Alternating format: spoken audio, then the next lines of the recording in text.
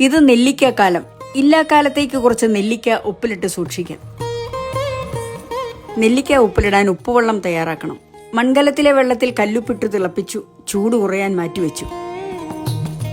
തോർന്നു വൃത്തിയായിരിക്കുന്ന നെല്ലിക്ക ചെല്ലുകുപ്പിയിലേക്ക്. ഇടയ്ക്കിടെ ചന്തത്തിൽ കാന്താരിയും.